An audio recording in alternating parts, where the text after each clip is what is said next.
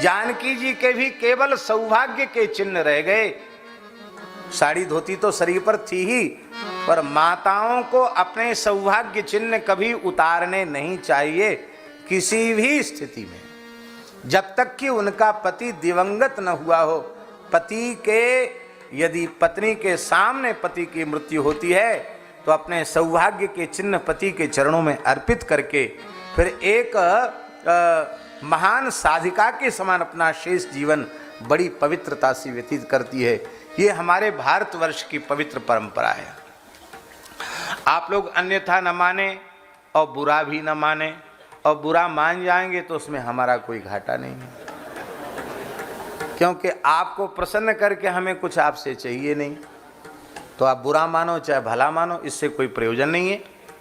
जो सही बात उसको हम कहेंगे। वर्तमान समय में माताएं सौभाग्य चिन्हों के प्रति अत्यंत उदासीन हो गई, जो हिंदू सनातन संस्कृति के लिए, भारतीय संस्कृति के लिए अत्यंत कष्टकारी है।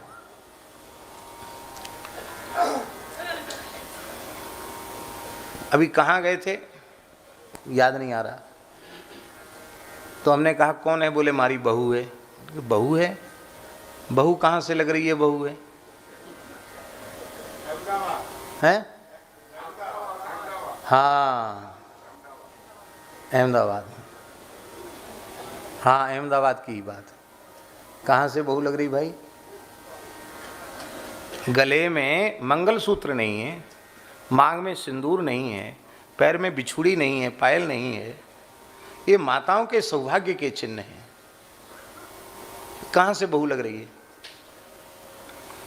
जो स्त्रियां अपने पति के रहते हुए सौभाग्य चिन्हों का त्याग करती हैं, उनसे पति पुत्र दोनों का अमंगल होता है। उनकी आयु नष्ट होती है, उनकी श्री नष्ट होती है, उनका भाग्य नष्ट होता है। हम लोग भारतीय सनातन संस्कृति को मानते हैं, तो भारतीय परंपराओं को हमें मानना चाहिए। माताओं को विवाह के पश्चात सिंदूर मस्तक में अवश्य धारण करना चाहिए। ये फैशन वाला वो लगाना वो ठीक नहीं है।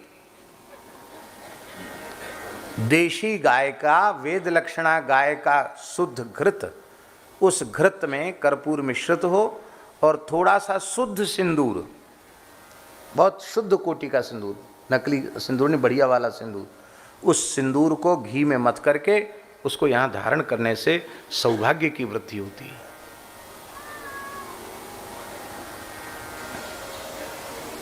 ये सौमंगल चिन्ह है, नासिका का चिन्ह, कर्ण के चिन्ह, ये सौभाग्य के चिन्ह है।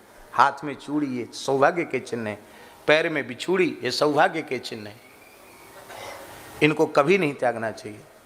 ऐसी फैशन किस काम की कि हमने अपनी सनातन संस्कार, सनातन परंपराओं का ही त्याग कर दिया।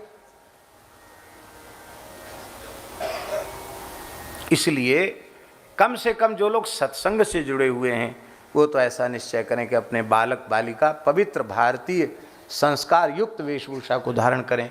आप अभी वृंदावन आना तो आप देखना, हम ये नहीं कहते कि अंग्रेजों का मार्गदर्शन आप लो, लेकिन बुढ़ापे में उनके लोग औरतें आती हैं, बुढ़ापा ही कहेंगे हम तो, 40-45 साल 50 साल, और वो आके उस उम्र में नाक छिदा रही हैं अंग्रेजन, कान छिदा रही, बिहारी वाली जी है कि नहीं, सिंदूर मांग में लगा रही हैं, और वो पूरी भारतीय वेशभूषा धारण कर रही हैं। उनके यहाँ, उनके धर्म में, उनके संस्कार में नाक कान छिदाना, पैर में बिछुड़ी पहनना, चूड़ी पहनना, सिंदूर लगाना, मांग भरना, ये सब नहीं है उनके यहाँ, अंग्रेजों के यहाँ। और आप वृंदावन में जाकर देखो, उन लोगों ने विधिवत वैष्णवता को स्वीकार किया।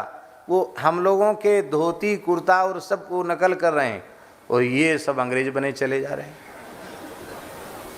ये ठीक नहीं।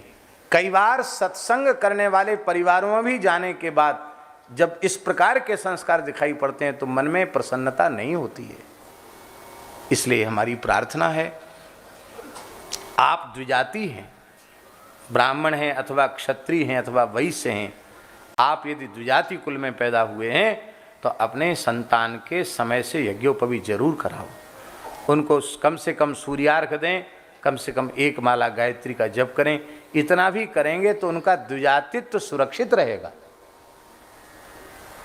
कन्याओं में भी अच्छे सदाचार की शिक्षा, धर्म पालन की शिक्षा। लड़कियां बच्चियां खूब पढ़ें, पर कम से कम रामचरितमानस के 5 दोहा जरूर पढ़ें, अनुसंधान पूर्वक पढ़ें। जानकी जी को आदर्श बनावें अपना, जिनको देख करके चित्रकूट में जनक जी रो पड़े थे, बेटी पुत्री पवित्र किए कुल दो, दोनों कुल तुमने पवित्र कर दिए। सूर्य वंश को पवित्र कर दिया, निमि वंश को भी पवित्र कर दिया। यह है हमारी भारतीय नारियों की शोभा। श्री राम जय जय